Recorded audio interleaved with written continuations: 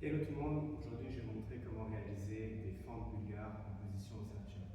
Donc pour vos fentes bulgares, vous allez avoir besoin d'un support pour poser votre jambe arrière. Ça peut être un support prédéfini, spécialisé.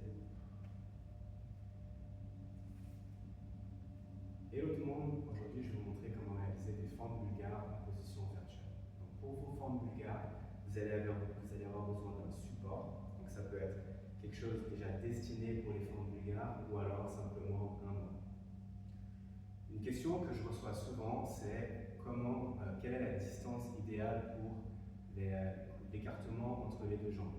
Donc c'est assez simple, vous allez simplement vous asseoir sur votre support, vous allez tendre votre jambe et généralement cette jambe tendue va être à peu près à l'endroit idéal où vous allez poser votre jambe qui va travailler. Donc là, dans mon cas, ça va être ça. Donc je vais avoir la jambe à peu près par là dans mon exécution. Une fois que j'ai trouvé cette position, je vais prendre un objet, peu importe ce que c'est, et je vais aller poser au sol pour être sûr à chaque fois que j'ai ma bonne position. Une fois qu'on a le setup en place, il suffit de travailler. Donc on va aller prendre notre barre. Donc, je vous rappelle, la position Zercher, c'est la barre de l'autre du coude.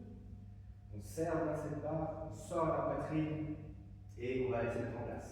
Donc je vais aller mettre mon pied au niveau du petit objet que j'ai laissé au sol, jambe arrière sur le support. Ici je vais légèrement pencher en avant et je descends en exécutant un mouvement légèrement en diagonale vers l'arrière. Et je remonte.